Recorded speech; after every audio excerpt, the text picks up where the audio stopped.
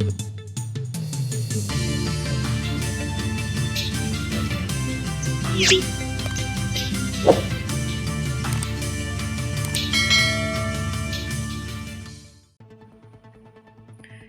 येथील high profile भोंदू अशोक खराचे प्रकरण ताजे असतानाच निफाडच्या धारणगाव खडक येथील महेश गिरी उर्फ महेश दिलीप काकडे या भोंदू बाबा विरोधात लासलगाव पोलीस ठाण्यात गुन्हा दाखल करण्यात आलाय. यामुळे नाशिक जिल्ह्याला या भोंदू बाबांचे ग्रहण लागले काय असा प्रश्न निश्चित उपस्थित होतो. या विरोधात नाशिक येथील एका 28 वर्षीय पीडितेने भोंदू बाबा विरोधात फिर्याद दिली आहे.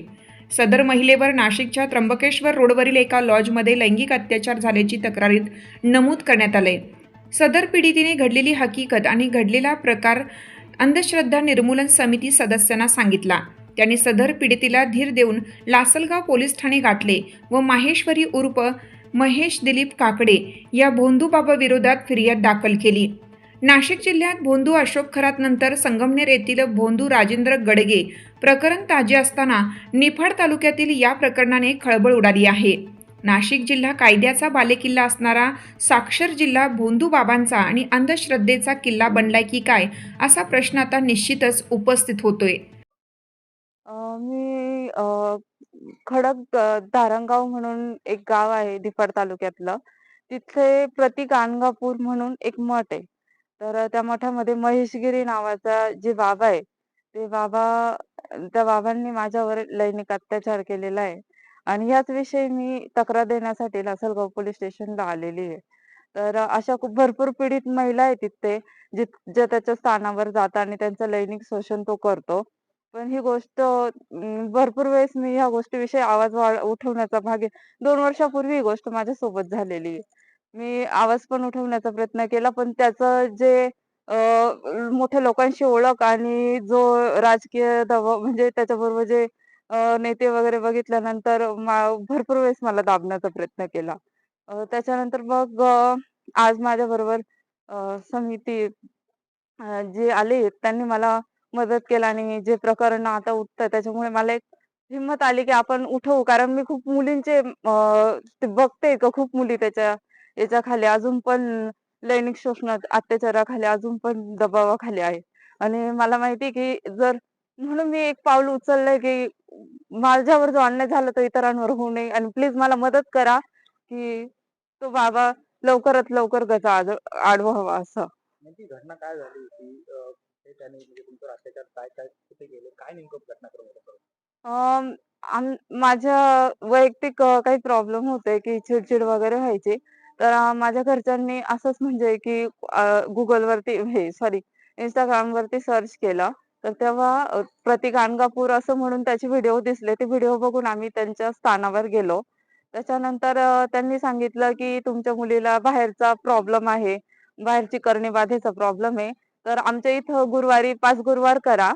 त्याच्या इथे पापविनाशी तळं आहे. त्या तळ्यामध्ये अंघोळ करायची आणि जे उंबराचं झाड आहे त्याला तो प्रदक्षिणा मारायला लावतो. आणि येणाऱ्या प्रत्येक भाविकाकडून ₹200-200 ची पावती फाडायला लावतो, की तुमचे काही प्रश्न असले तर मी सॉल्व्ह करेल बुवा असं. तसे आम्ही पण तिथं 5 गुरुवार केले. त्याच्यानंतर त्यांनी वैयक्तिक मला असं सांगितलं, की तुझी जन्मतारीख वगैरे मला दे. तर मी ती WhatsAppला सेंड केली माझ्या नंबरवरून.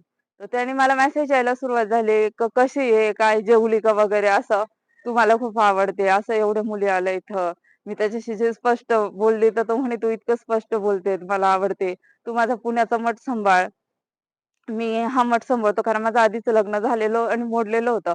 तर तो मला म्हणायचा, "तू आता परत लग्न करण्यापेक्षा तू माझा मठ सांभाळतो पुण्याचा आणि मी इथला धारणगावचं बघतो बा."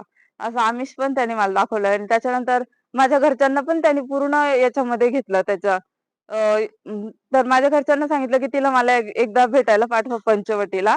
मी तिच्याशी मला थोडं बोलायचंय. तर माझ्या घरच्यांचा पण मला फोर्स होता, की "ठीक आहे, तू जा आहे, बाबा सांगताय तसं कर."